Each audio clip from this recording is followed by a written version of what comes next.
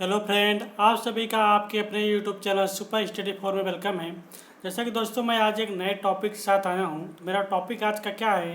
Noida metro rail corporation 2019। ठीक है, ये ना मार्च 2019 में इलेक्ट्रॉनिक मैकेनिक्स का जो पेपर हुआ था, ठीक है, उस पेपर को हम सॉल्व लेके आएंगे। ठीक है, तो ये ना मार्च 2019 इलेक्ट्रॉनिक मैकेनिक्स सॉल्व पेपर, ये आज का मेरा टॉपिक है। तो हम 2019 में जो नोएडा मेट्रो रेल कॉरपोरेशन का एग्ज़ाम हुआ है, उसमें इलेक्ट्रॉनिक मैकेनिक्स के अंदर का जो वैकेंसी आई थी, उसका जो पेपर हुआ है, उस पेपर को हम आज सॉल्व कराएंगे। ठीक है, तो काफ़ी स्टूडेंट की डिमांड थी सर कि नोएडा मेट्रो का पेपर सॉल्व करा दिया जाए, तो आज उस पेपर को हम सॉल्व कराएंगे। ठीक है, तो इसी क्रम में यदि आप हमारे यूट्यूब चैनल पर पहली बार हैं तो मेरे यूट्यूब चैनल को सब्सक्राइब करें, वीडियो को लाइक करें और ज़्यादा से ज़्यादा शेयर करें। दोस्तों, आप सबकी रिक्वेस्ट थी सर कि नोएडा मेट्रो के पेपर को सॉल्व करा दिया जाए, तो हम पेपर को लेके आया हूँ, तो आपका भी कर्तव्य बनता है कि आप इस वीडियो को ज़्यादा से ज़्यादा शेयर करें। ठीक है, तो ये दोस्तों ज़्यादा टाइम न लेते हैं, डायरेक्ट हम चलते हैं क्वेश्चन पे। तो इस वीडियो में क्या करेंगे दोस्तों, इस वीडियो में आपको टेक्निकल और नॉन टेक्निकल दोनों, ठीक है, टेक्निकल एंड नॉन टेक्निकल दोनों पार्ट हम सॉल्व कराएंगे। ठीक है, वीडियो थोड़ा लंबी होगी, लेकिन एक ही वीडियो में हम सारे क्वेश्चन को सॉल्व कराएंगे। ठीक है, इसका हम सेकेंड पार्ट या थर्ड पार्ट लेके नहीं आने वाले हैं, एक ही पार्ट में पूरा पेपर हम सॉल्व कराएंगे। तो जैसे हम इस पेपर को सॉल्व कराएंगे, वैसे आप सभी भी इस वीडियो को पूरा देखिएगा। ठीक है, आप पूरा वीडियो देखेंगे, आपको मज़ा आ जाएगा।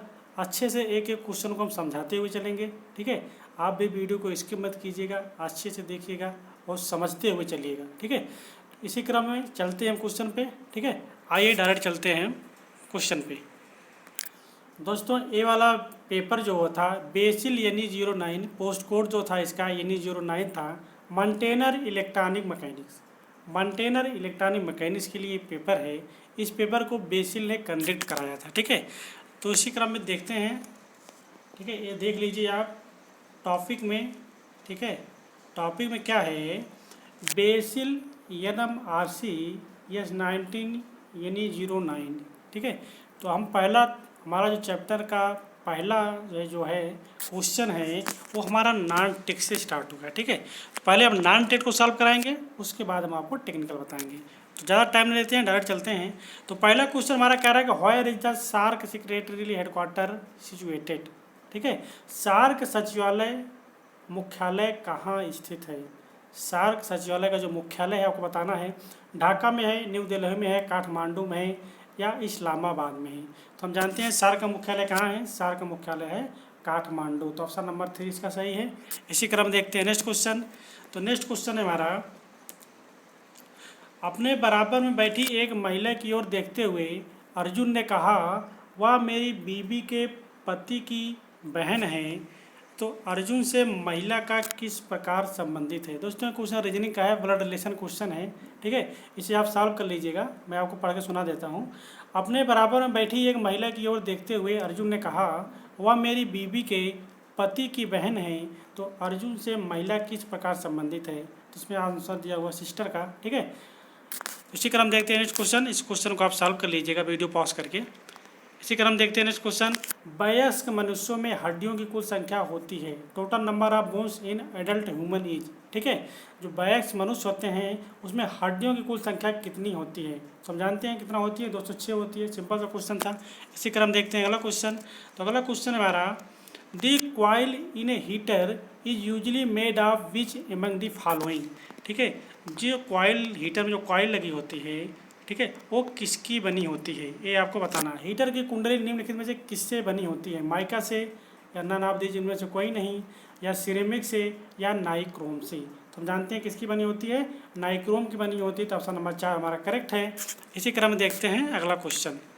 तो क्वेश्चन नंबर 5 है, sum of all multiple of 3 less than 17 is not divisible by. ठीक है, 17 से कम 3 के सभी गुणकों का योग इससे विभाज्य नहीं है, ये आपको बताना है। मैथ का क्वेश्चन है, तो सिंपल सा क्वेश्चन है। इसमें 3 के गुणक निकालने हैं जो 17 से कम हो, फिर उनको ऐड कर लेना है। ऐड करने के बाद जो वैल्यू आएगी उनमें से कौन सी जो संख्या दी गई है इस किस संख्या से विभाज्य नहीं होगा, ये आपको बताना है। तो इसको मैं सॉल्व कर देता हूँ जल्दी से। इसके गुणक क्या होंगे? 3 होंगे, 3 दूनी 6, फिर 12 होगा, फिर 15 होगा। अगर इसको हम ऐड करते हैं तो 6 3 9 भी आ जाएगा दोस्तों, इसमें 9 होगा, ठीक है, बीच में 3 6 9 12 इंटू 15, ठीक है। तो 6 3 9, ठीक है, 9 6 15, 3 18 हो जाएगा ये, प्लस 12 15 27 हो जाएगा। और 18 आपको 27 को हम जोड़ेंगे तो 8 7 15 के 5 हो जाएगा लगभग 45। तो 45 आ गया, 45 5 से भी हमारा डिवाइड हो जाएगा, 9 से भी डिवाइड हो जाएगा, लेकिन 6 से डिवाइड नहीं होगा। तो हमारा ऑप्शन नंबर कौन सा हो जाएगा? ऑप्शन नंबर 4 हमारा करेक्ट हो जाएगा, ठीक है। तो ऐसा सिंपल सा क्वेश्चन पूछा गया था नोएडा मेट्रो में इस बार की वैकेंसी में, ठीक है। तो इसी क्रम देखते हैं अगला क्वेश्चन।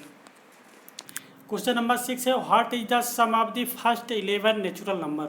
पहली 11 प्राकृतिक संख्याओं का योग क्या होता है? ये आपको बताना है, प्रथम 11 संख्याओं का योग।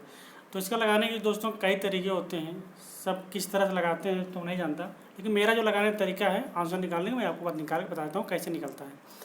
1 से लेकर 11 तक संख्याएं हैं, 1 2 3 4 5 6 7 8 9 10 11 ऐसे लिखना है।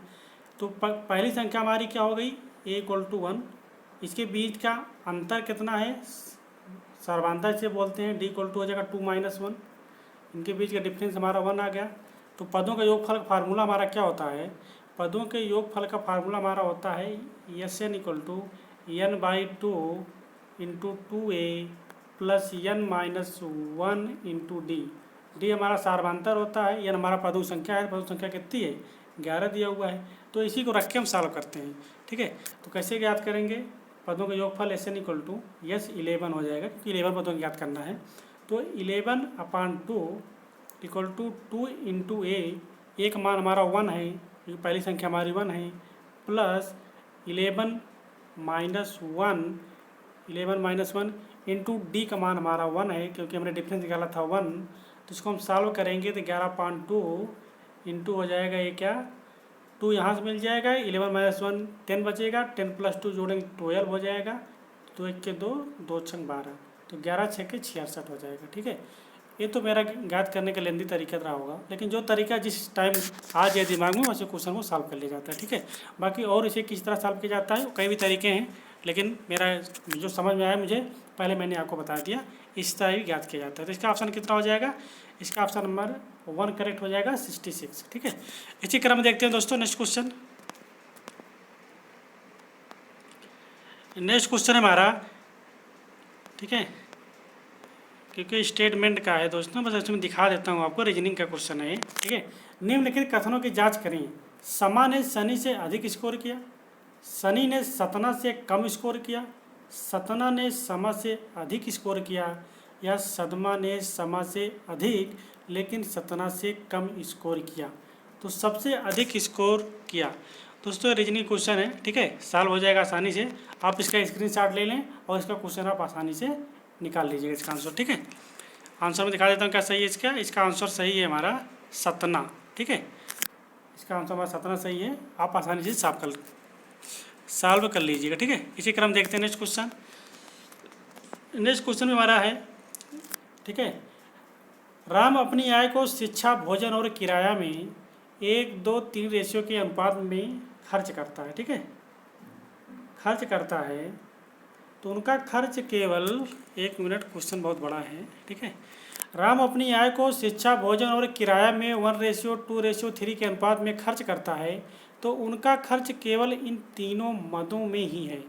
तो इस डेटा के आधार पर एक पाई चार्ट का निर्माण किया गया है। तो भोजन के तहत किए गए व्यय के लिए केंद्रीय कोड क्या होगा, ठीक है दोस्तों। इसे आप सॉल्व करना चाहें सॉल्व कर लीजिएगा, नहीं तो स्किप कर दीजिएगा, ठीक है। इसी क्रम देखते हैं अगला क्वेश्चन। 2019 में IPL किस टीम ने जीता था? 2019 का जो IPL हुआ था किस टीम ने जीता था? तो मुंबई इंडियंस ने जीता था, सिंपल सा आंसर है इसका, ठीक है। इसी क्रम देखते हैं नेक्स्ट क्वेश्चन। विटामिन डी की some time called as. Vitamin D को हम और किस नाम से जानते हैं, आपको बताना है, किस नाम से पुकारते हैं? विटामिन डी को हम सनशाइन विटामिन भी कहते हैं, ठीक है। इसी क्रम देखते हैं अगला। 3 कट द्वारा एक क्यूब को अधिकतम कितनी संख्या के समान टुकड़ों में काटा जा सकता है? What is the maximum number of identical piece a cube can be cut into. इस क्वेश्चन को आपको बताना है, क्यूब का क्वेश्चन है, इसके फार्मूले होते हैं 2 ⁴ n 2 ⁴ 3 कर लेंगे तो 8 क्यूब आ जाएगा, सिंपल सा क्वेश्चन है, ठीक है। आप इसे सॉल्व कर सकते हो। एकदम बेसिक क्वेश्चन पूछा गया था नोएडा मेट्रो में, ठीक है। इसी क्रम देखते हैं अगला क्वेश्चन। ये भी हमारा रीजनिंग का क्वेश्चन है, ठीक है। तो रीजनिंग का क्वेश्चन हमारा सिटिंग अरेंजमेंट का, तो आप इसे भी कर लीजिएगा। थोड़ा टाइम लगेगा क्योंकि अभी ज़्यादा इसे सॉल्व करने लगेंगे तो वीडियो बहुत लंबी हो जाएगी, ठीक है। क्योंकि अभी टेक्निकल पार्ट भी है, उसे सॉल्व कराएंगे, तो टेक्निकल पार्ट हम आपको अच्छे से बताएंगे। नॉन टेक पार्ट आप इसे देखते चलें, ठीक है। क्या है कि 5 व्यक्ति PQRS और T प्रत्येक 5 अलग अलग कमरे ABCD और E में बैठे हैं। ना तो T और ना ही E Q कमरा A में है, P और R किसी भी क्रम में कमरा B और C में है, तो कमरा A में कौन है, ये आपको बताना है। सिटिंग अरेंजमेंट क्वेश्चन है, आप इसे आसानी से कर लीजिएगा, ठीक है। इसका आप चाहें तो स्क्रीनशॉट ले सकते हैं या वीडियो को पॉज करके आप क्वेश्चन को सॉल्व कर लीजिएगा। इसी क्रम चलते हैं अगले क्वेश्चन पे। कंप्लीट दी एनालॉजी, ठीक है। एक एनालॉजी क्वेश्चन है रीजनिंग का। सादृश्यता को पूरा करें। मीटर का रिलेशन दूरी से है, तो और ऑप्शन से बताना है फिर कौन सा ऑप्शन होगा। पास्कल ने प्रेशर, पेन का पेंसिल से, बुक का स्टूडेंट से, प्लेट का ग्लास से। तो मीटर दूरी को मापता है, तो पास्कल क्या है, पास्कल हमारा प्रेशर है, ठीक है। ऑप्शन नंबर ए हमारा करेक्ट हो जाएगा, पास्कल को हम दाब, ठीक है। इसी क्रम देखते हैं अगले क्वेश्चन को। दी गई श्रृंखला पूरी करें। B2D F4H J6L dot dot. Question का आंसर देना है आपको। ये रीजनिंग है, रीजनिंग की सीरीज का रीजनिंग है, मिक्स सीरीज है। इसका आंसर आपको देना है, कुछ नहीं करना है दोस्तों। देखिए सिंपल सी रीजनिंग थी ये, ठीक है। B होता है 2, F होता है 6, ठीक है, J होता है 10। मतलब बीच में अंतर कितना आ रहा है, 4 का, प्लस 4 ऐड कर रहा है, ठीक है। 2 में 4 ऐड किया 6 में 4 ऐड किया 10 में 4 ऐड करेंगे तो 14 हो जाएगा। 14 कितने का होता है, एन का होता है। एन एक ही ऑप्शन मिल रहा है, ऑप्शन नंबर 3 ये करेक्ट आंसर। तो रीजनिंग होती है दोस्तों, अगर देखते ही क्वेश्चन दिमाग काम कर जाए तो ठीक है, नहीं तो अब लगाते रहें आता नहीं है, ठीक है। तो ज़्यादा टाइम रीजनिंग पर नहीं दिया जाता, एक बार में अगर आ जाए तो आप सॉल्व कर दें, अगर नहीं आए तो आप आगे बढ़ जाएं, फिर अगर टाइम मिलता है तो दोबारा आए, हो सकता है आप दोबारा उस क्वेश्चन को सॉल्व कर लें, लेकिन किसी भी क्वेश्चन पे ज़्यादा टाइम नहीं देना चाहिए, ठीक है। इसी क्रम चलते हैं अगले क्वेश्चन पे। यदि seismograph is related to earthquake then tacheometer is related to. यदि सिस्मोग्राफ भूकंप से संबंधित है तो टेशियोमीटर डॉट डॉट से संबंधित है, ठीक है। आपको बताना है ज्वालामुखी से, भूस्खलन से, धारा से या तनाव से। तो टेशियोमीटर से क्या मापते हैं हम, स्ट्रेन या तनाव को मापते हैं, ठीक है। तो ऑप्शन नंबर 4 हमारा करेक्ट है। इसी क्रम चलते हैं अगले क्वेश्चन पे। क्वेश्चन नंबर 16 है दोस्तों। There are 5 friends Sachin, Kunal, Mohit, Anuj and Himanshu. Mohit is the tallest, Mohit सबसे लंबा है। Sachin is shorter than Kunal but taller than Himanshu. Anuj is a little shorter than Kunal and little taller, ठीक है। तो ये भी क्वेश्चन है, सिंपल सा क्वेश्चन है, इसे आप सॉल्व कर लेंगे, आसानी से सॉल्व हो जाएगा, ठीक है। 5 दोस्त हैं, सचिन, कुणाल, मोहित, अनुज और हिमांशु। मोहित सबसे लंबा है तो मोहित को आप सबसे बड़ा कर दीजिए। उसके बाद सचिन कुणाल से छोटा है पर हिमांशु से लंबा है। अनुज कुणाल से थोड़ा छोटा है और सचिन से थोड़ा लंबा है। सबसे छोटा कौन है, सॉल्व करेंगे तो आसानी से हो जाएगा। इसका आप स्क्रीन शॉट ले लें और आसानी से सॉल्व कर लेंगे। तो इसमें आंसर क्या हो जाएगा, इसका आंसर हो जाएगा Himanshu. Option number B Himanshu जो है करेक्ट आंसर हो जाएगा, जो कि सबसे छोटा है। इसी क्रम देखते हैं नेक्स्ट क्वेश्चन। तो नेक्स्ट क्वेश्चन हमारा क्या है, अनिल भारत की तुलना में 2 गुना अच्छा छात्र है और भारत के समय से 30 मिनट कम में एक काम पूरा करने में सक्षम है। तो वह समय ज्ञात करें जिसमें दोनों एक साथ काम पूरा कर सकें। तो टाइम मैनेजमेंट का क्वेश्चन है, सिंपल सा क्वेश्चन है, इसे आप आसानी से कर सकते हैं, ठीक है। तो इसका आंसर कितना आ जाएगा, इसका आंसर हो जाएगा 20। इफिशिएंसी दी गई दोस्तों, ठीक है, उनकी इफिशिएंसी दी गई है तो आप आसानी से निकाल सकते हो, ठीक है। तो ऑप्शन नंबर 20 आ जाएगा, करेक्ट आंसर इसका 20 मिनट आ जाएगा, ठीक है। इसी क्रम देखते हैं दोस्तों, ये वाला क्वेश्चन मैं सॉल्व करा देता हूँ, ठीक है, क्योंकि मैथ का क्वेश्चन है, बहुत सिंपल सा क्वेश्चन है, इसको हम सॉल्व करा देते हैं आपको, ठीक है। इसमें क्या रहा है, अनिल जो है भारत की तुलना में 2 गुना अच्छा छात्र है। ये अनिल है और एक भारत है, इनकी इफिशिएंसी दी गई है, इनकी क्षमता दी गई है, ठीक है। तो इनकी क्षमता क्या है, अनिल जो है भारत की तुलना में, अगर भारत 1 है तो ये 2 गुना है, तो इसकी इफिशिएंसी, ठीक है, भारत से 2 गुना है अनिल की। तो देखो दोस्तों, कार्य क्षमता का अनुपात दिया गया है 1:2, इसकी इफिशिएंसी का रेशियो 1:2 है। तो इसका जो कार्य आ जाएगा टाइम का 1:2 2 हो जाएगा। ठीक है, टाइम का रेशियो 1:2 हो जाएगा। तो दिया हुआ है अनिल जो है अच्छा है और भारत के समय से 30 मिनट कम समय लेता है। मतलब अनिल जो समय ले रहा है कितना ले रहा है 30 मिनट का, तो भारत समय कितना लेगा 60 मिनट का। तो हमको समय मालूम हो गया, इसका 30 है इसका 60 है। तो कह रहा है कि दोनों का साथ काम करें तो काम को पूरा कर सकते हैं। तो हमको मालूम है ए किसी काम को 30 मिनट में करता है। ठीक है, हमें क्या मालूम हो गया अब ए किसी काम को 30 मिनट में कर रहा है और बी किसी काम को 60 मिनट में कर रहा है। तो दोनों मिलकर साथ उस काम को करेंगे तो कितने टाइम में करेंगे। तो हम लासा ले लेते हैं, इसका लासा 60 आ जाएगा। ठीक है, तो अगर इसकी इफ़िशियंसी निकालेंगे तो वही जो इफ़िशियंसी दी हुई थी 2 और 1 आ जाएगा। 60 को 60 से डिवाइड करेंगे तो 1 आ जाएगा, 30 को 60 डिवाइड करेंगे 2 आ जाएगा। तो इनका कार्य क्षमता का अनुपात कितना हो गया 2:1:3। दोनों साथ काम कर रहे हैं तब। तो दोनों साथ काम करते हैं तो एक दिन में 3 यूनिट काम खत्म होता है। 60 यूनिट काम खत्म करने के लिए कितना दिन लगेगा। ठीक है, कितना टाइम लगेगा। तो 3 से हम 60 को डिवाइड करेंगे तो कितना आ जाएगा 20 मिनट आ जाएगा। तो ऐसे सिंपल सा सवाल था इसका। ठीक है, मैथ के सिंपल से ऐसे सवाल पूछे जाते हैं। ये टाइम एंड वर्क का, ठीक है, ये कार्य और क्षमता का सवाल था। तो 20 मिनट ऐसे आसानी से इस क्वेश्चन को सॉल्व कर सकते थे। ठीक है, इसी क्रम चलते हैं अगले क्वेश्चन पे।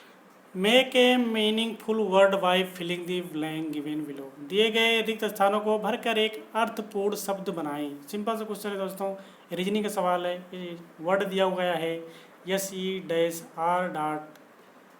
ये आपको बताना है क्या होगा। तो इसका ऑप्शन नंबर 4 हो जाएगा CE, सीक्रेट। ठीक है, SE इसके बीच में हमने C भर दिया, R बाद में E, तो क्या हो गया सीक्रेट। ठीक है, तो ऑप्शन नंबर 4 हमारा करेक्ट हो जाएगा। सिंपल सा क्वेश्चन था, बहुत सिंपल क्वेश्चन आए थे दोस्तों नोएडा मेट्रो में। ठीक है, इसी क्रम चलते हैं अगले। तो who among the following is the founder of Facebook. निम्नलिखित में से कौन फेसबुक का संस्थापक है। बहुत अच्छा क्वेश्चन है दोस्तों। ठीक है, बिल गेट्स या मार्क जुकरबर्ग या लैरी पेज या बिंट सर्फ। ठीक है, तो इसका आंसर क्या हो जाएगा मार्क जुकरबर्ग ने स्थापना किया था फेसबुक का। ठीक है, फेसबुक के संस्थापक मार्क जुकरबर्ग हैं। तो ऑप्शन नंबर हमारा कौन सा करेक्ट है, ऑप्शन नंबर 2 हमारा करेक्ट है। ठीक है, इसी क्रम देखते हैं अगला क्वेश्चन। उचित विकल्प चुने जो श्रृंखला में डॉट डॉट को प्रदर्शित कर सकता है। ठीक है, ये सीरीज का क्वेश्चन है। ठीक है, रीजनिंग का लेटर सीरीज का क्वेश्चन है। ठीक है, इसका आपको आंसर देना था।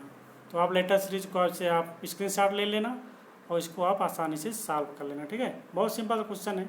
A B B C C D D series चल रही है, तो आंसर क्या हो जाएगा इसका ऑप्शन हो जाएगा 4EFFG। ठीक है, ऑप्शन नंबर 4 हमारा करेक्ट है। इसे आप सॉल्व कर लीजिएगा। रीजनिंग का क्वेश्चन है, सिंपल सा क्वेश्चन है। ठीक है, हर क्वेश्चन को सॉल्व करेंगे दोस्तों तो वीडियो बहुत ज़्यादा लंबी हो जाएगी। ठीक है, इसलिए आप इसे आसानी से सॉल्व कर लीजिएगा। इसी क्रम निम्नलिखित में से किस Indian Premier League team franchise पर बॉलीवुड स्टार शाहरुख खान का सह स्वामित्व है। ये IPL का क्वेश्चन है। ठीक है, तो हम जानते हैं कोलकाता नाइट राइडर जो है वो शाहरुख खान की है। ठीक है, तो ऑप्शन नंबर A हमारा करेक्ट हो जाएगा। ठीक है, इसी क्रम देखते हैं अगले क्वेश्चन पे।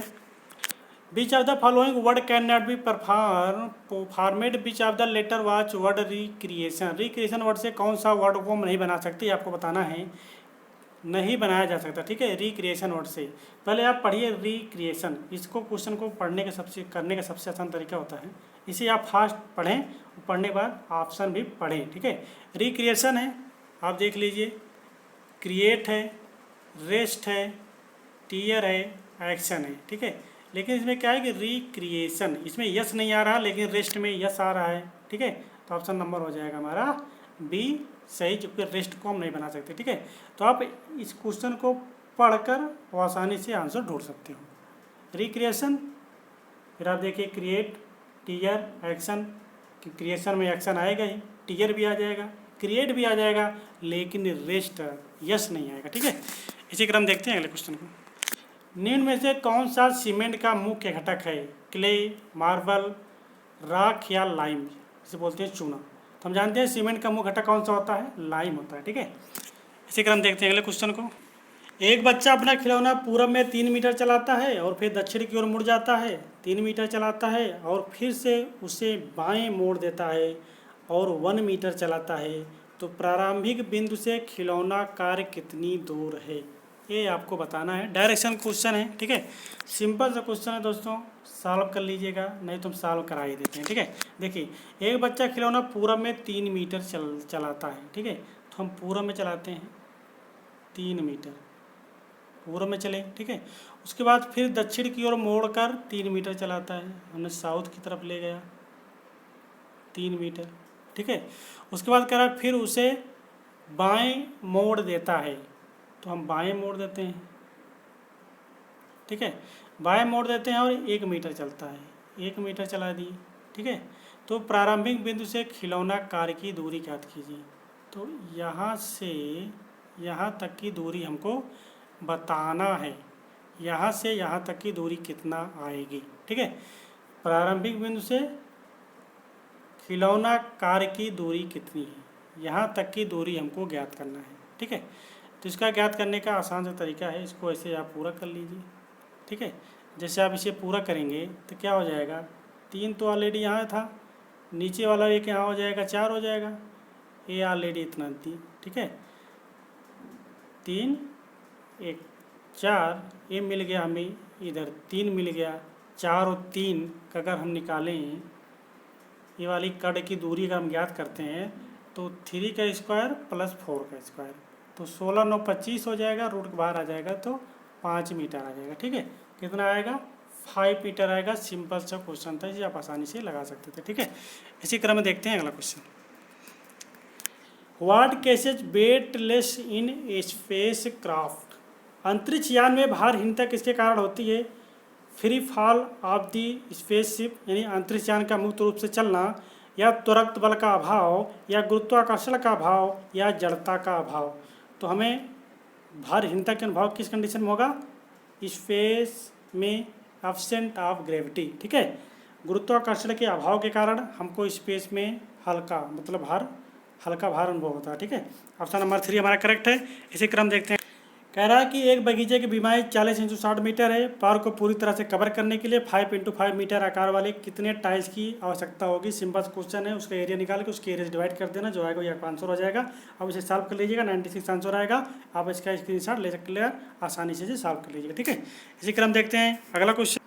बीच is not A part of human आई, ठीक है। कौन सा मनुष्य की आँख का हिस्सा नहीं होता, ठीक है। कोराइड, रेटिना, या कोकली, या स्क्लेरा, ठीक है। तो क्या होता है हमारा, एक कोकली नहीं होता, ठीक है। ऑप्शन नंबर 3 हमारा करेक्ट है, मानव के आँख का हिस्सा यही नहीं होता है, ठीक है। इसी क्रम देखते हैं अगला क्वेश्चन। क्वेश्चन नंबर 28 है, भारत के स्वतंत्रता के संघर्ष के लिए तुम मुझे खून दो और मैं तुम्हें आज़ादी दूंगा का नारा किसने दिया था।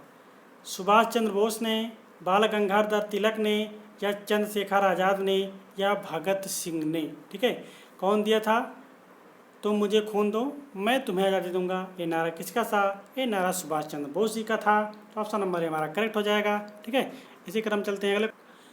पहाड़ी स्थल कलिम्पोंग किस राज्य में स्थित है, ये आपको बताना है। The hill station Kalimpong is in the state of, तो कलिम्पोंग कहाँ है, कलिम्पोंग वेस्ट बंगाल में है, ठीक है। इसी क्रम देखते हैं अगला क्वेश्चन, ठीक है। एक दोस्तों की क्वेश्चन दी गई है, मैथ का सवाल है, इसका बताना है, इसका पॉजिटिव मूल्य, पॉजिटिव रूट बताना है, इसका पॉजिटिव रूट क्या होगा। इसे आप आसानी से सॉल्व कर लीजिएगा, बहुत सिंपल सा क्वेश्चन है, आसानी से सॉल्व हो जाएगा, ठीक है। तो ऑप्शन नंबर क्या सही हो जाएगा इसका, 1/3 सॉल्व कर दें, इसको एक क्वेश्चन सॉल्व कर देते हैं, ठीक है। क्या है, 3x² - 2x + 1/3, तो 3 को मल्टीप्लाई करेंगे तो हो जाएगा 9x² - 6x + 1 = 0।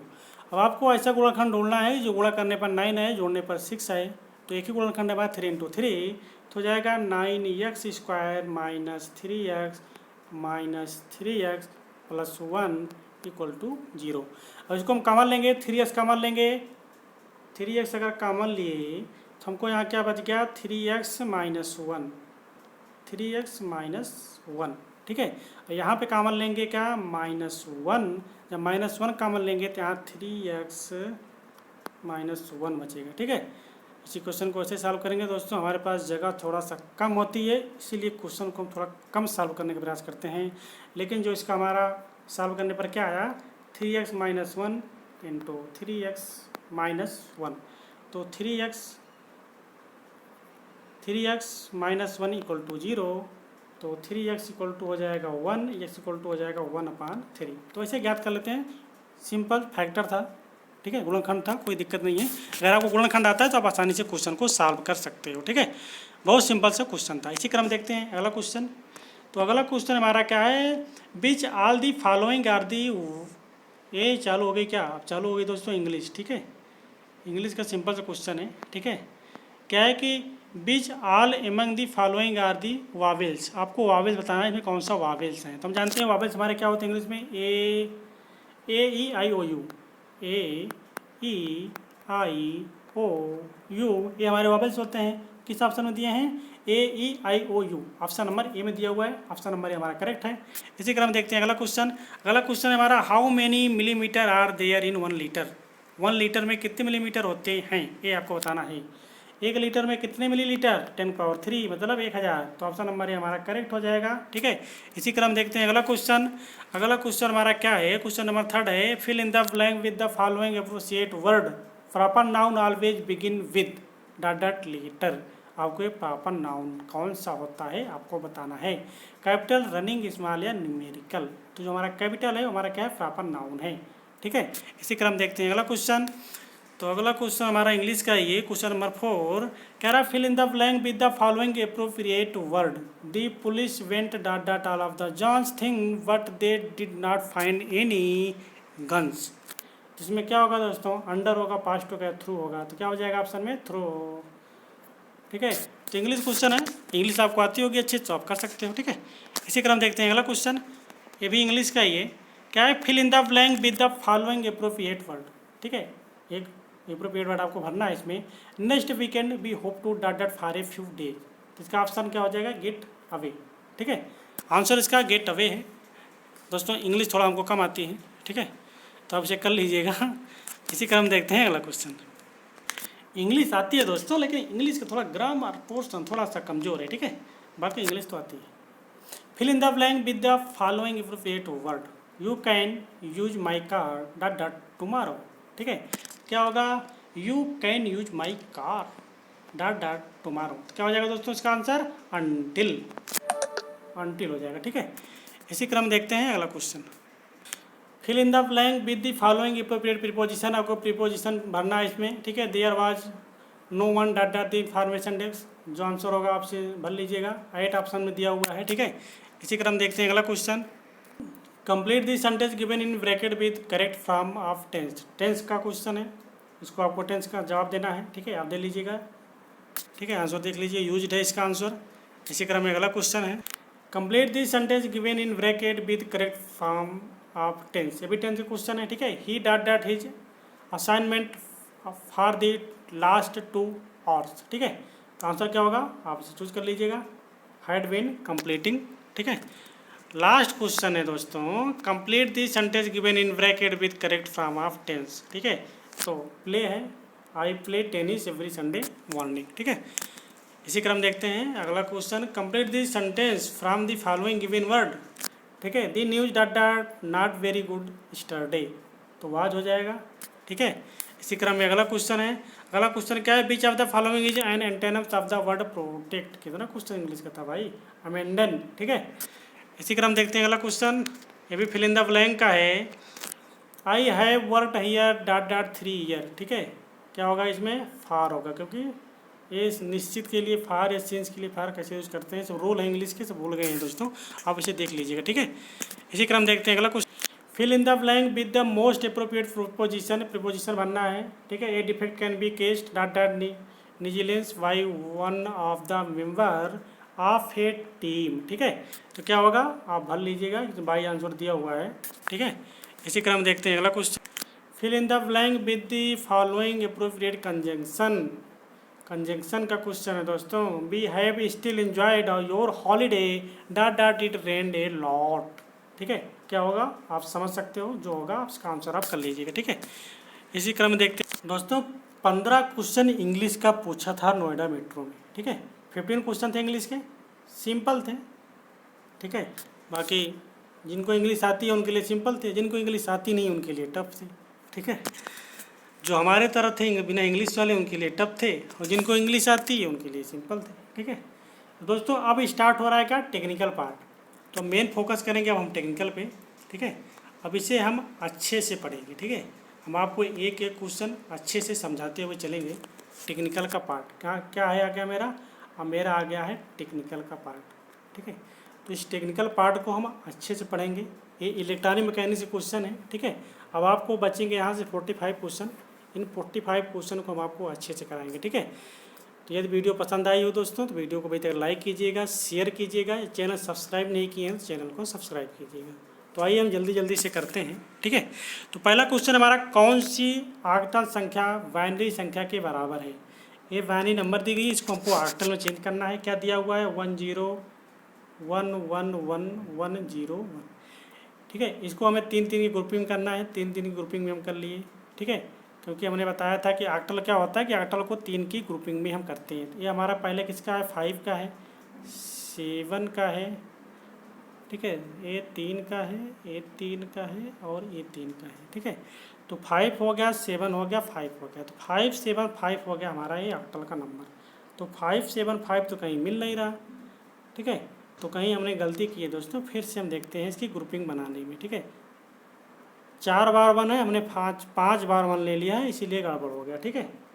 तो इसको क्वेश्चन देखिए फिर से, 1 0 4 बार 1 है, ठीक है। हमने 5 बार ले लिया था, इसीलिए क्वेश्चन का आंसर गलत आ गया। तो इसकी ग्रुपिंग की है 3 की, इसकी ग्रुपिंग की है 3 की, एक कम पड़ रहा है, 0 बढ़ा लेंगे आके, ठीक है। तो ये हो गया हमारा 5 का, ये हो गया हमारा 7 का, ये हो गया हमारा 2 का। तो 275 आंसर नंबर 3 में दिया हुआ है, ठीक है। तो ऐसे निकालते हैं, आसानी से आपसे सॉल्व कर लीजिएगा।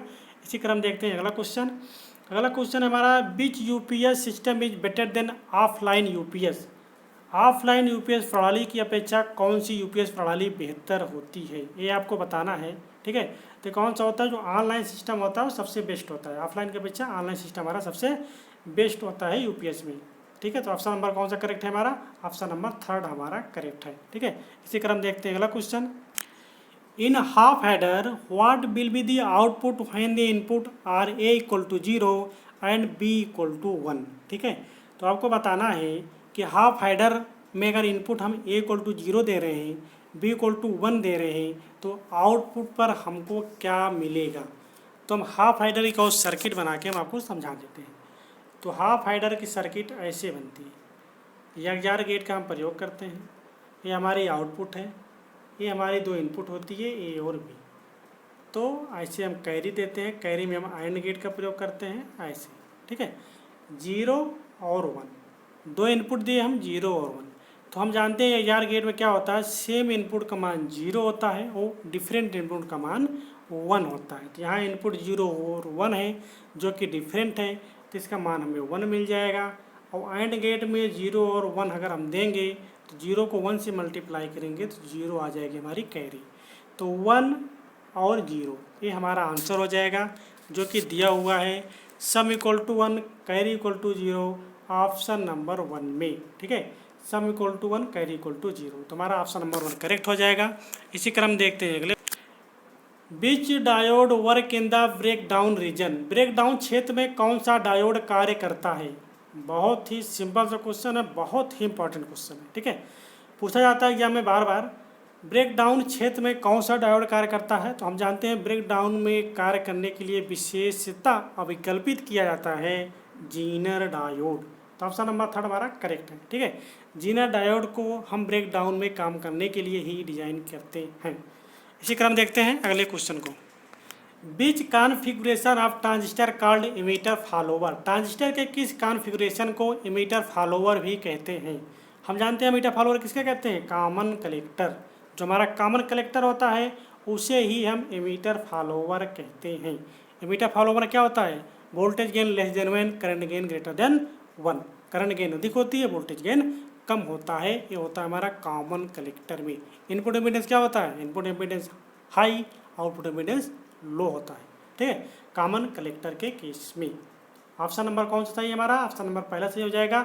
सी कॉमन कलेक्टर को ही एमीटर फॉलोअर कहते हैं। एक काम इसका और है दोस्तों, एमीटर फॉलोअर को हम इम्पीडेंस मैचिंग में प्रयोग करते हैं। किसमें? इम्पीडेंस मैचिंग या प्रतिबाधा मैचिंग, हिंदी में बोलते हैं प्रतिबाधा मैचिंग। तो प्रतिबाधा मैचिंग में भी हम इसी का प्रयोग करते हैं। इसी क्रम देखते हैं अगला क्वेश्चन। क्वेश्चन नंबर 6 है हमारा, identify the symbol show in the figure. इस चीज़ को पहचानना है आपको, एक किसका बना हुआ है। ठीक है, पीएनपी है कि एनपीएन है आपको बताना है। ट्रांजिस्टर बना हुआ है, पहले आप ऐसे बना लीजिए पी एन पी, अगर पीएनपी होगा पता चल जाएगा। ठीक है, हमने बताया था कि करंट का जो प्रवाह होता है वो होज से एमीटर की तरफ होता है, यानी पी से एन की तरफ होता है करंट का प्रवाह। तो यहाँ पी से एन की तरफ हो रहा है?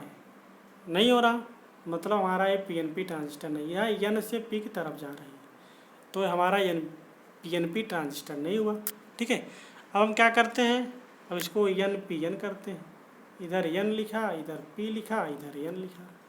अब देख रहे हैं धारा का प्रवाह पी से एन की तरफ हो रहा है, तो कौन सा ट्रांजिस्टर हो गया? एनपीएन। तो एनपीएन ट्रांजिस्टर हो गया। इसका आंसर क्या सही हो जाएगा? आंसर इसका 2 सही हो जाएगा। ये सबसे सिंपल तरीका है दोस्तों पहचानने का। ठीक है, इस तरीके को आप फॉलो कर लीजिए, कभी आपका क्वेश्चन गलत नहीं होगा।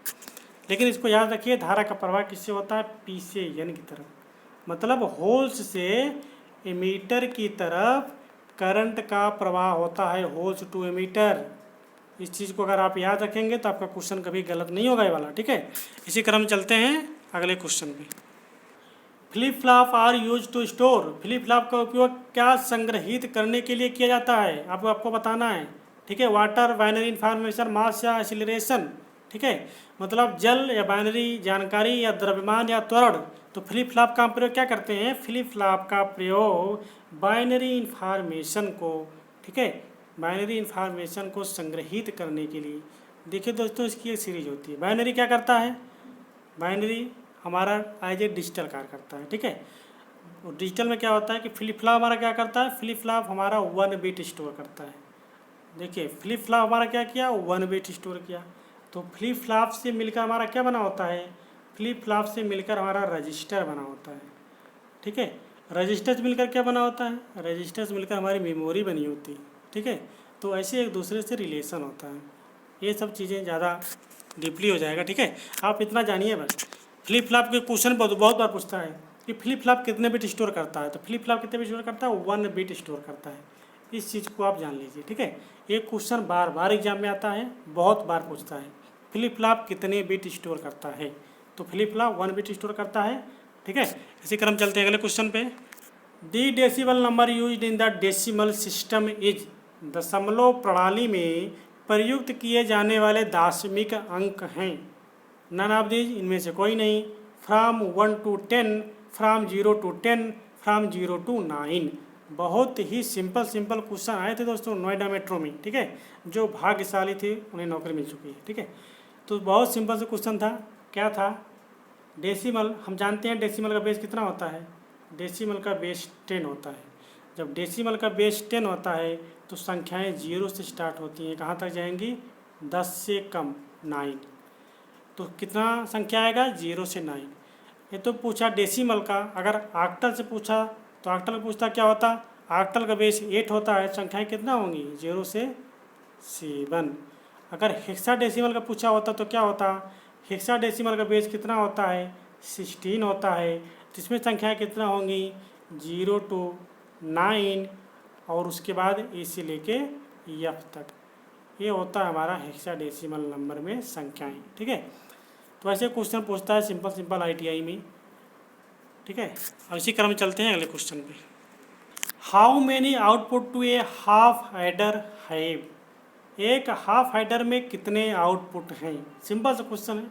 हाफ एडर और फुल एडर, इन दोनों में पूछता है। कभी हाफ एडर पूछेगा, कभी फुल एडर पूछेगा। कितने इनपुट होते हैं, कितने आउटपुट होते हैं, तो आप आज अच्छी से जान लीजिए। ठीक है, क्या होता है? हमने अभी बताया था 2 आउटपुट होते हैं। हाफ एडर में 2 आउटपुट होंगे और 2 इनपुट होंगे। ठीक है, लेकिन अगर बात करें फुल एडर की, तो फुल एडर में क्या होगा? इस चीज़ को समझ लीजिए दोस्तों, बहुत पूछा जाता है। फुल एडर में कितना होता है? 3 इनपुट होता है और 2 आउटपुट होता है। ठीक है, ये तो रहा आइडर की कहानी। इसके बाद होता है सबट्रैक्टर। सबट्रैक्टर का हम प्रयोग करते हैं घटाने के लिए, ठीक है। तो सबट्रैक्टर में क्या होता है, उसमें पूछता है कि हाफ सबट्रैक्टर में कितने इनपुट होते हैं, कितने आउटपुट होते हैं। तो हाफ सबट्रैक्टर में भी 2 इनपुट और 2 आउटपुट होते हैं, ठीक है। हाफ सबट्रैक्टर में भी 2 इनपुट और 2 आउटपुट होते हैं। इसके अलावा फुल सबट्रैक्टर में भी 3 इनपुट और 2 आउटपुट होते हैं, ठीक है। इस क्वेश्चन को आप याद रखें दोस्तों, बहुत इंपॉर्टेंट क्वेश्चन है, बार बार एग्जाम में पूछा जाता है, ठीक है। इसी क्रम देखते हैं अगले क्वेश्चन को। How many terminal are there in zener diode. Zener diode में कितने टर्मिनल होते हैं, ये आपको बताना है। जीना डायोड में कितने टर्मिनल होते हैं। हम जानते हैं एक एनोड होता है, एक कैथोड होता है, तो 2 ही तो टर्मिनल होते हैं। सिंपल सा क्वेश्चन पूछा था ये भी।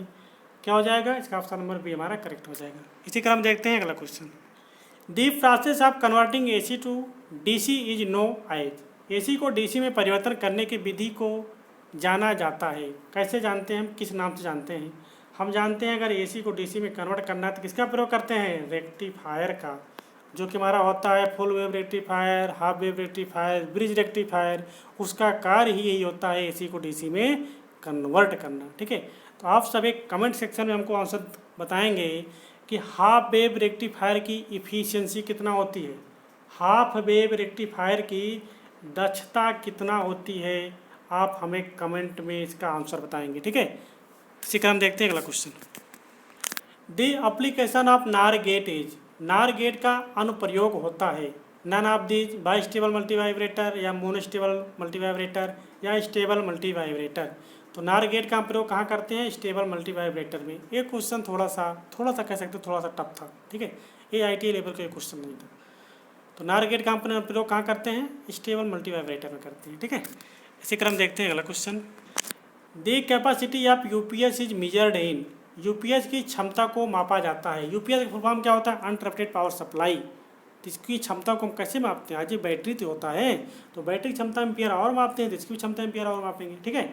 ऑप्शन नंबर 3 हमारा करेक्ट हो जाएगा। UPS क्या होता है, UPS हमारे कंप्यूटर को सप्लाई प्रदान करता है, ठीक है। तो UPS का काम ही यही होता है। तो इसकी क्षमता को कैसे नापेंगे, एम्पियर आवर नापेंगे। बहुत सिंपल सा क्वेश्चन था। इसी क्रम देखते हैं अगला question. Among the following what is the full form of TTL, ठीक है दोस्तों। तो ये लॉजिक फैमिली का क्वेश्चन है, ठीक है।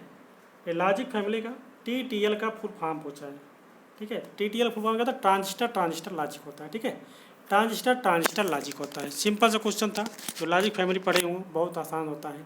TTL होता है, RTL होता है, रेजिस्टेंट ट्रांजिस्टर लॉजिक होता है, DTL होता है, डायोड ट्रांजिस्टर लॉजिक होता है। ये सब क्वेश्चन होते हैं, ठीक है। CMOS होता है, ECL होता है, एमीटर कपल लॉजिक होती है। ये सब क्या है, ये लॉजिक फैमिली के क्वेश्चन है, ठीक है। इसी क्रम देखते हैं अगला question. What does U stand for in UPS। देखिए यहाँ पे फुल फॉर्म पूछ लिया, ठीक है। UPS में U क्या अभिप्राय क्या है, UPS में U का अभिप्राय क्या होता है, मैंने बताया था अनइंटरप्टेड पावर सप्लाई, ठीक है। तो uninterrupted power supply, option number 4 हमारा करेक्ट हो जाएगा। इसी क्रम देखते हैं अगला question. Dot dot generally dot dot type of battery used in UPS। आमतौर पर UPS में डॉट डॉट प्रकार की बैटरी का उपयोग होता है। जो हमारा UPS होता है उसमें हम किस प्रकार की बैटरी का हम प्रयोग करते हैं, लाइन बैटरी या ऑल ऑफ दीज या लेड एसिड बैटरी या NC, ठीक है। तो हम किसका प्रयोग करते हैं, लेड एसिड बैटरी का प्रयोग। जनरली हम लेड एसिड बैटरी का ही प्रयोग करते हैं, ठीक है। तो UPS में किस बैटरी का प्रयोग करते हैं, लेड एसिड बैटरी का प्रयोग करते हैं। इसी क्रम देखते हैं। In which configuration the output impedance of transistor is maximum. किस विन्यास में ट्रांजिस्टर का आउटपुट प्रतिबाधा अधिकतम होती है, कॉमन बेस का, कॉमन कलेक्टर का, कॉमन एमीटर का या नन ऑफ दीज, इनमें से कोई नहीं। तो हम जानते हैं किसका अधिकतम होता है दोस्तों, कॉमन बेस जो होता है उसका आउटपुट प्रतिबाधा अधिकतम होती है, इनपुट प्रतिबाधा क्या होती है, लो होती है, ठीक है। तो ऑप्शन नंबर ए हमारा करेक्ट हो जाएगा, कॉमन बेस। ये कैसे होता है ये हम आपको बता देते हैं। अगर हम एक ट्रांजिस्टर बनाएं तो ये ट्रांजिस्टर हमारा कैसे बनेगा, ये ट्रांजिस्टर हमारा बन जाएगा कलेक्टर हो जाएगा, ये हमारा एमीटर हो जाएगा और ये हमारा बेस हो जाएगा, ठीक है। लेकिन अगर इस सर्किट को हम बनाएं एज ए एम्पलीफायर की तरह, ठीक है, तो कैसे लगाते हैं इसको एम्पलीफायर में, ऐसे लगाएंगे, ठीक है। ये हो जाएगा हमारा, ठीक है, ये हो जाएगा हमारा एमीटर, ये हो जाएगा हमारा कलेक्टर, ये हो जाएगा हमारा बेस। बेस को हम कॉमन कर दिए हैं, ग्राउंड कर दिए हैं। इधर हमको आउटपुट वोल्टेज मिल रही है क्या, VCB। इनपुट वोल्टेज में मिल रही है क्या, VBE। ठीक है। इनपुट वोल्टेज देखिए दोस्तों, इसमें दो प्रकार के जंक्शन होते हैं ट्रांजिस्टर में। एक कलेक्टर बेस जंक्शन होता है, एक इमीटर बेस जंक्शन होता है। तो इमीटर बेस जंक्शन होता है, जो हम जानते हैं ट्रांजिस्टर में इमीटर बेस जंक्शन जो होता है वो हमारा क्या होता है, फॉरवर्ड बायस में होता है। और कलेक्टर बेस जंक्शन जो होता है वो हमारा रिवर्स बायस में होता है। तो कलेक्टर बेस जंक्शन हमारा रिवर्स बायस में है, एमीटर बेस जंक्शन हमारा फॉरवर्ड बायस में है। मैंने आपको बताया था जो फॉरवर्ड बायस में होता है उसका जो इम्पीडेंस होता है क्या होता है, लो होता है। लेकिन जो रिवर्स बायस में होता है उसका इम्पीडेंस क्या होता है, अधिक होता है, हाई होता है। अगर रिवर्स बायस होगा सर्किट कैसे होगी, ओपन होगी। जब सर्किट ओपन होगी तो इसका रेजिस्टेंस हाई होगा ना। यदि फॉरवर्ड बायस होगा सर्किट कैसे होगी, सर्किट शॉर्ट होगी। जब सर्किट शॉर्ट होगी तो उसका रेजिस्टेंस लो होगा। तो यही रीजन है इसका, हाई होने का और लो होने का। ठीक है। तो हमारा ये हो जाएगा इनपुट साइड। तो कॉमन बेस का जो इनपुट इम्पीडेंस होगा वो लो होगा, जो आउटपुट इम्पीडेंस होगा वो हाई होगा। इसी के अकॉर्डिंग ऐसे सर्किट बनाते हैं। ठीक है। यहाँ पे थोड़ा जगह कम थी तो सर्किट अच्छे से नहीं बन पाई, लेकिन हम आशा करते हैं कि आपको समझ में आ गया होगा। ठीक है। तो ऑप्शन नंबर ए हमारा करेक्ट है, कॉमन बेस। तो कॉमन बेस का आउटपुट प्रतिबाधा अधिकतम होती है। ठीक है। इसी क्रम देखते हैं अगले question. A doped semiconductor is known as. Question number 18 है, एक डोप्ड अर्धचालक को जाना जाता है। वाय अर्धचालक या स्ट्रेंजिक या निज अर्धचालक इंट्रेंजिक या शुद्ध अर्धचालक प्योर या पृथक अर्धचालक आइसोलेटेड। ठीक है।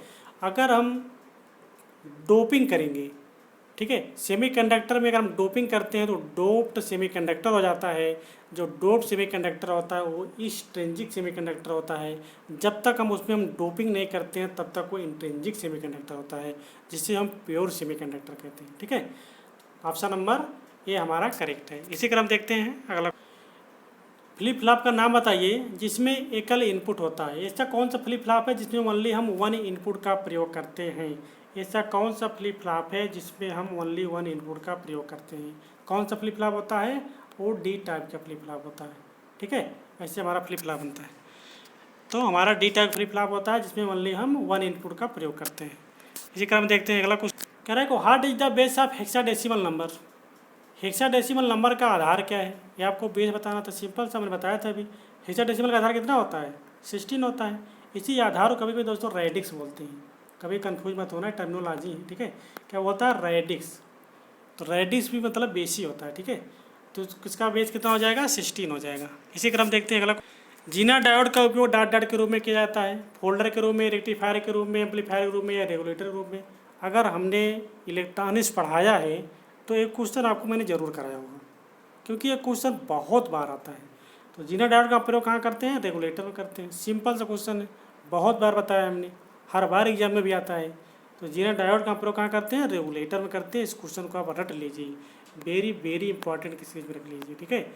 यदि आप नोट्स बनाते हैं उस नोट्स में एक इम्पॉर्टेंट क्वेश्चन की सीरीज में रख लीजिए आप, ये क्वेश्चन बार बार आता है। ठीक है। इसी क्रम देखते हैं अगला क्वेश्चन। निम्नलिखित में से पहचाने कि यह कौन सा ब्लॉक डायग्राम है। ठीक है। इस ब्लॉक डायग्राम को पहचाना दोस्तों। AC मेंस लगा हुआ है, कन्वर्टर AC DC लगा हुआ है, चार्जर लगा हुआ है, बैटरी बैंक लगी हुई है, इन्वर्टर लगा हुआ है, आउटपुट और फीडबैक सर्किट है लोड के साथ। ठीक है। तो क्या है, ये हमारा किसका फिगर है, तो ये हमारा UPS ऑनलाइन है। ठीक है। किसका है, UPS ऑनलाइन का फिगर है। इसी क्रम देखते हैं अगला question. The relationship between current voltage and resistance is. धारा वोल्टेज और प्रतिरोध के बीच संबंध बताइए, ये आपको बताना है। धारा वोल्टेज और प्रतिरोध के बीच में रिलेशन। तो हम जानते हैं पहले V इक्वल टू क्या होता है, I इंटू R होता है। ऐसा कोई रिलेशन है, V equal to I R नहीं है, तो I इक्वल टू क्या हो जाएगा, V अपान R हो जाएगा। ऐसा कोई रिलेशन है, हाँ ऐसा रिलेशन है, I equal to V upon R। Option number हमारा सही है। सिंपल सा क्वेश्चन था, अगर फार्मूला मालूम है तो आप आसानी से लगा सकते थे। इसी क्रम देखते हैं अगला क्वेश्चन। देखिए दोस्तों अगला क्वेश्चन आ गया ना, मैं कह रहा था कि क्वेश्चन बहुत पूछा जाता है। A binary cell capable of storing 1 bit of information is called a. एक बिट जानकारी को स्टोर करने के लिए सक्षम बाइनरी सेल को डॉट डॉट कहा जाता है। 1 बिट क्या स्टोर करता है हम जानते हैं, फ्लिप फ्लॉप ही है, मार देंगे फट से। हमने बताया था अभी फ्लिप फ्लॉप क्या करता है, 1 बिट स्टोर करता है। ठीक है, इसी क्रम देखते हैं अगला question. In a JK flip flop if J equal to 1 K equal to 1 then what will be the output of Q. हम जानते हैं जब जे equal to 1 K equal to 1 होता है क्या होता है, टॉगल होती है, टगलिंग की प्रक्रिया होती है। तो ऑप्शन नंबर बी हमारा करेक्ट है। दोस्तों बहुत बार पूछा जाता है इस क्वेश्चन को, हर एक एग्जाम में आने की जो प्रायिकता है, जो प्रोबेबिलिटी है 99.99% है। 0.1% को छोड़ दीजिए, बाकी 99.99% है कि ये क्वेश्चन एग्जाम में आता है, वो हर एग्जाम में आता है। तो इसको भी आप रट लीजिए। ठीक है, इसी क्रम देखते हैं अगला क्वेश्चन। ट्रांजिस्टर स्विच का उपयोग डॉट डॉट में नहीं किया जाता है, मल्टी वाइब्रेटर में करते हैं। रजिस्टर, यही रजिस्टर नहीं करेंगे, पल्स जनरेटर में करते हैं, काउंटर में करते हैं। ठीक है, तो रजिस्टर में हम ट्रांजिस्टर स्विच का प्रयोग नहीं करते हैं, प्रतिरोधक में हमें लगाने की जरूरत है। ठीक है, तो रजिस्टर में हम ट्रांजिस्टर स्विच का प्रयोग नहीं करते। इसी क्रम देखते हैं अगला क्वेश्चन। सिंपल क्वेश्चन पूछा था दोस्तों। ठीक, in a NPN transistor majority carrier are. NPN transistor में बहुसंख्यक वाहक होते हैं। देखिए दोस्तों, हमारा 2 प्रकार के ट्रांजिस्टर होते हैं। डोपिंग के बाद जो ट्रांजिस्टर बनते हैं वो 2 प्रकार के बनते हैं। डोपिंग के बाद तो ट्रांजिस्टर हमारा क्या हो जाता है, एक्सट्रिंसिक ट्रांजिस्टर हो जाता है। थोड़ा समझ लीजिए दोस्तों। ठीक है, हम डोपिंग करते हैं तो ट्रांजिस्टर हमारा एक्सट्रिंसिक हो जाता है। एक्सट्रिंसिक ट्रांजिस्टर हमारा 2 प्रकार का होता है। एक क्या होता है, एक हमारा पी टाइप होता है और दूसरा हमारा क्या होता है, एन टाइप होता है। ठीक है, तो जो हमारा पी टाइप ट्रांजिस्टर होता है इसमें मेजॉरिटी कैरियर क्या होता है, मेजॉरिटी कैरियर इसमें होल्स होते हैं। लेकिन अगर माइनॉरिटी कैरियर की बात करें तो माइनॉरिटी कैरियर हमारा इलेक्ट्रॉन होता है। लेकिन हम एन टाइप की बात करें तो एन टाइप में जो मेजॉरिटी कैरियर होता है वो इलेक्ट्रॉन होता है और जो माइनॉरिटी कैरियर होता है वो होल्स होता है। तो एन टाइप में majority carrier electron, minority carrier holes. ठीक है, हिंदी में बोलते हैं बहुसंख्यक आवेश जो होगा एन टाइप में वो इलेक्ट्रॉन होगा और जो अल्पसंख्यक होगा वो होल्स होगा एन टाइप में। तो एन टाइप में हम जो ड्रॉपिंग करते हैं वो पेंटावैलेंट होती है। ठीक है, पेंटावैलेंट जिनकी वैलेंसी 5 होती है उन एलिमेंट की हम डोपिंग करते हैं एन टाइप में, और जिनकी वैलेंसी 3 होती है उनकी डोपिंग करते हैं हम पी टाइप में। पी टाइप को हम एक्सेप्टर बोलते हैं, एन टाइप को हम डोनर बोलते हैं। ठीक है, तो पी टाइप के जो एलिमेंट हैं उसे हम प्रदर्शित करते हैं बिग से, बोरान, इंडियम और गैलियम, और एन टाइप के एलिमेंट को हम AAP, ये बहुत फेमस है, जानते होंगे आप आम आदमी पार्टी दिल्ली वाली। ठीक है, तो आम आदमी पार्टी एंटीमनी आर्सेनिक और फास्फोरस का हम प्रयोग करते हैं एन टाइप में। ये डोपिंग वाले मटेरियल है। तो आशा करते हैं आप सबको समझ में आ गया होगा। तो इस क्वेश्चन का जवाब आप आसानी से दे सकते हो। अब एनपीएन ट्रांजिस्टर में बहुसंख्यक वाहक क्या होगा, तो एनपीएन ट्रांजिस्टर में बहुसंख्यक वाहक इलेक्ट्रॉन हो जाएगा जो कि एज ए डोनर कार्य करता है। ठीक है, इसी क्रम देखते हैं अगला क्वेश्चन। दशमलव संख्या 108 की समतुल्य बाइनरी संख्या लिखनी है आपको। कुछ नहीं करना है, फर्स्ट आपको लिखना है 1 2 4 8 16 32 64, उसके बाद 128 ज़्यादा हो जाएगा 108 से। हमको जोड़कर लिखना है, इसको जोड़ने से हमको क्या मिलेगा 108। अगर हम 64 में 32 जोड़ देते हैं तो 96 हो जाता है। 96 में 4 जोड़ दें 100 हो जाता है, 8 जोड़ दें 101 हो जाता है। 32 64 96 400 8 108, तो 110 ये हो जाएगा बाइनरी। 110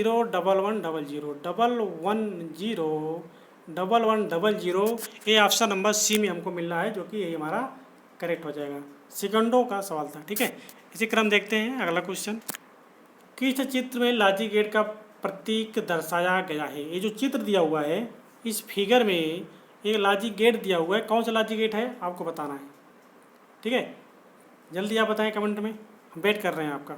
आप कमेंट सेक्शन में पहले आंसर दीजिए तो हम बताएंगे। ठीक है, जल्दी से आप बताइए, हम वेट कर रहे हैं। कौन सा गेट है आपको बताना है।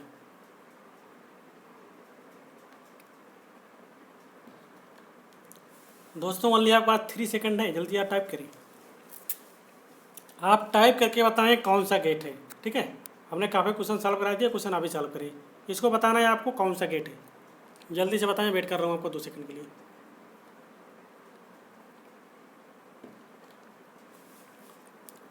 अब हम आपको बताते हैं ये कौन सा गेट है दोस्तों। ये हमारा नैंड गेट है, ठीक है। कौन सा गेट है?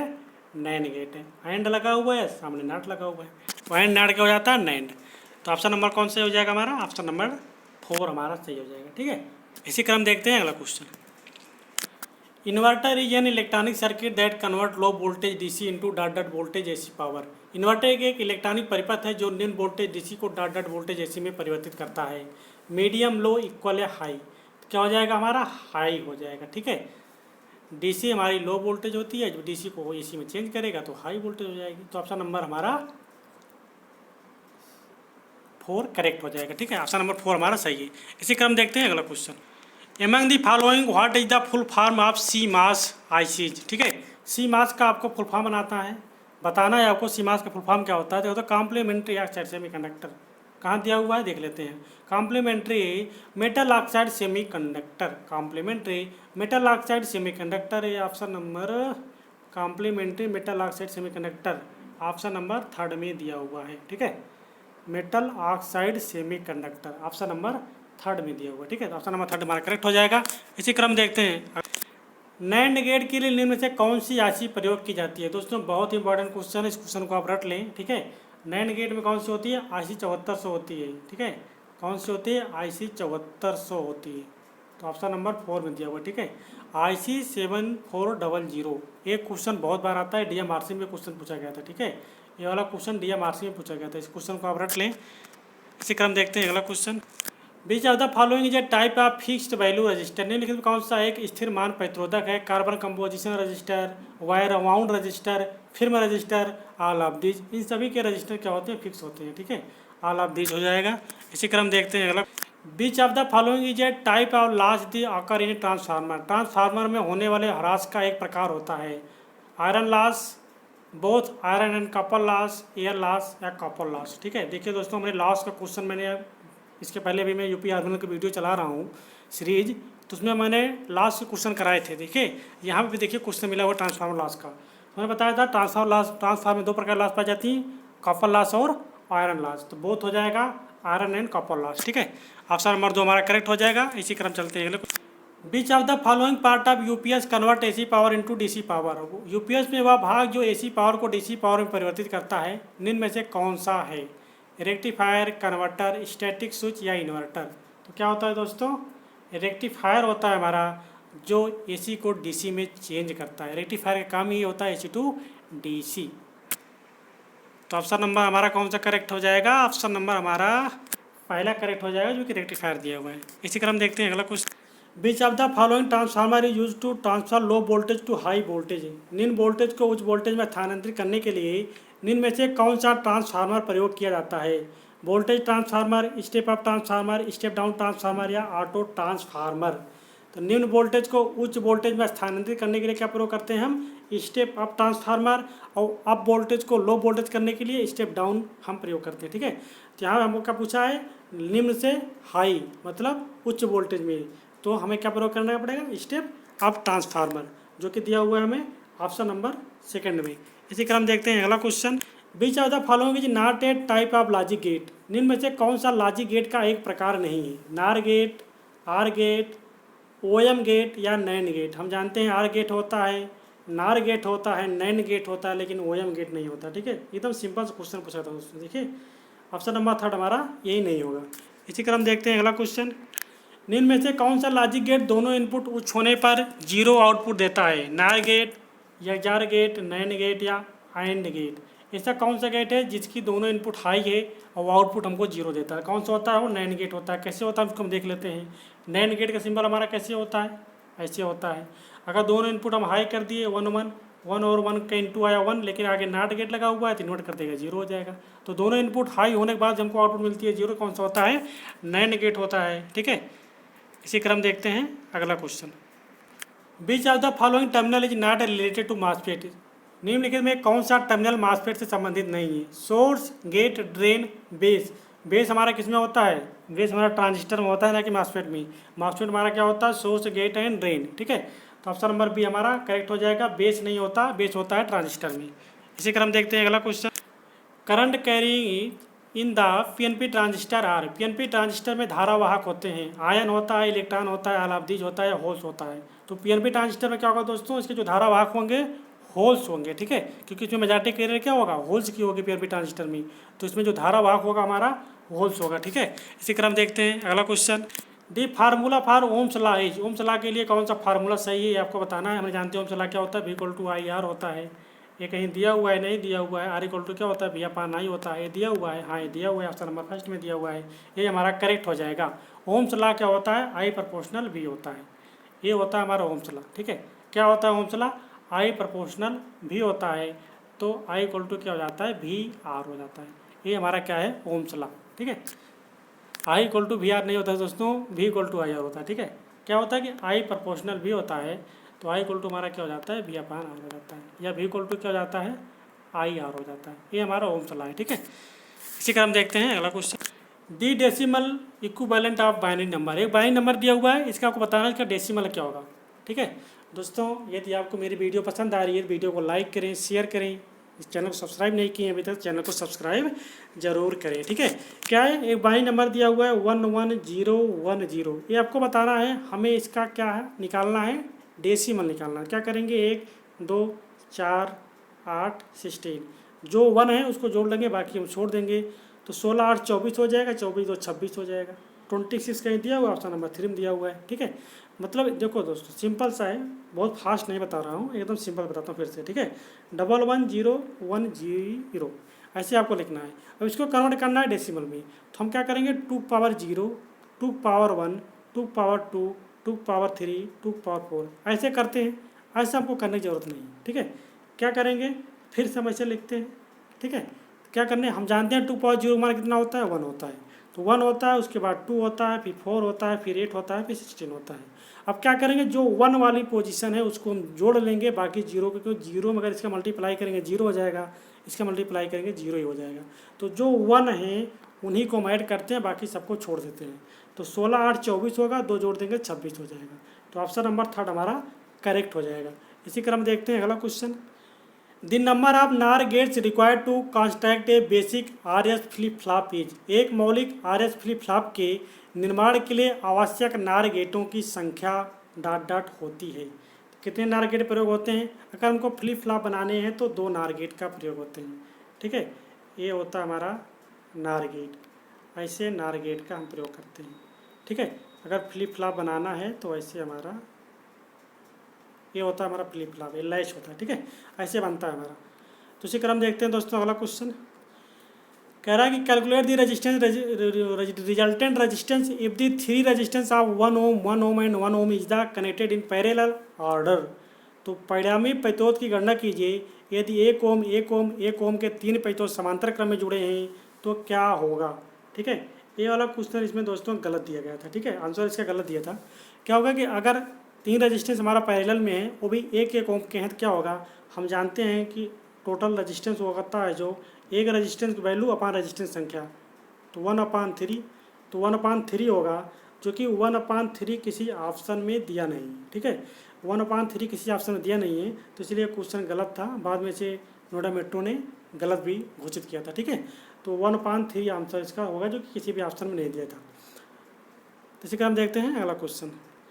परिणामी प्रतिरोध की गणना कीजिए यदि 2 3 4 एवं 5 ओम के 4 प्रतिरोध सीरीज में जुड़े हों। तो टोटल इक्विवेलेंट रेजिस्टेंस ज्ञात करना है। सिंपल से था, 2 + 3 + 4 + 5, 5 4 9, 3 12, 2 14, 14 ओम, ठीक है, क्योंकि सीरीज में डायरेक्टली जुड़ जाता है 14 ओम। इसी क्रम में दोस्तों एक